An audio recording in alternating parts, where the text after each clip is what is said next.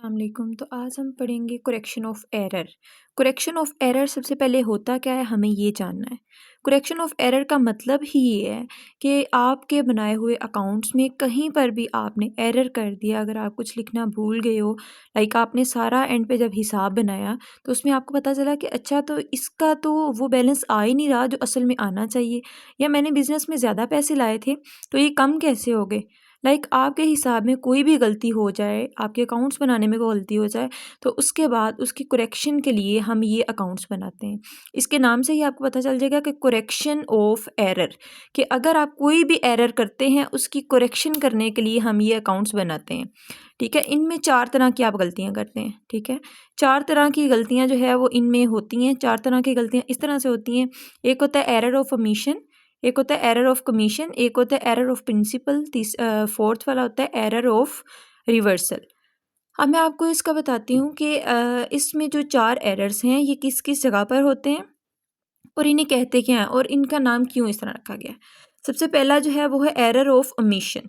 Error of omission का मतलब होता है ऐसी एंट्रीज जो कि आप बिल्कुल ही लिखना ही भूल गए हो। फ़र्ज़ किया आपने किसी से कोई परचेजेस की थी, तो आपने बिल्कुल ही वो परचेजेस लिखी ही नहीं कि ये परचेजेस हमने की थी। फॉर एग्ज़ाम्पल इस क्वेश्चन में वो कह रहा है कि goods 2000 purchased on credit from A Morton had not been recorded in the accounting record. यानी कि उसने परचेजेस की क्रेडिट पे, लेकिन उसने रिकॉर्ड नहीं की, उसने एंटर नहीं की अपने अकाउंट्स में। तो ये कौन सा एरर हो गया? ये हो गया एरर ऑफ ओमिशन। इसी तरह हमारा दूसरा एरर है error of commission. Error of commission का मतलब ये होता है कि जब आप किसी भी बंदे का नाम जो है वो गलत लगा दें। लाइक अगर आपने परचेजेस की हों अली से, तो आप लिखते हैं कि हमने हमज़ा से परचेजेस की हैं।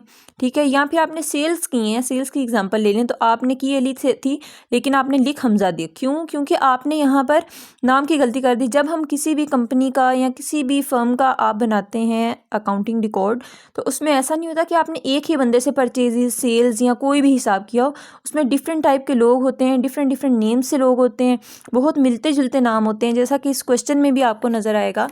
ये जो क्वेश्चन है इसमें वो क्या कह रहा है, गुड्स 650, ये जो सेकंड वाली एंट्री है, आई होप नज़र आ रही होगी।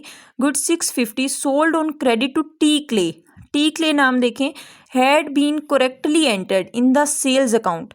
कि सेल्स अकाउंट में तो उसने सही लिख दिया, लेकिन but had been entered into the account of C Tilley. ठीक है, टी क्ले से उसने किया सेल्स, लेकिन उसने सी टिले लिख दिया क्योंकि नाम इनके मिलते जुलते थे। उसने सेल्स वाले को उसमें कॉलम में तो सही लिखा है, लेकिन उसने नाम वाले कॉलम में गलती कर दी। ये देखें, इसमें आपको सॉल्यूशन में भी नज़र आ रहा है कि टी क्ले से उसने की थी, सी टिले से उसने गलती से लिखती थी। ठीक है, क्योंकि आपको इसकी सेल्स की जो एंट्री हो तो आपको अच्छे से पता है। जब भी हम सेल्स करते हैं तो हम क्या करते हैं कि जिस बंदे के भी नाम से हमने की होती हैं, जिसको भी क्रेडिट सेल्स की होती हैं, उसका नाम ऊपर आता है डेबिट साइड पे, और उसके साथ जो उसका दूसरे हैंड पे आता है अकाउंट, वो आता है सेल्स का अकाउंट। अगर हमने गुड्स सोल की हों तो फिर हमें गुड्स का लिखना पड़ता है, सॉरी सेल्स का लिखना पड़ता है।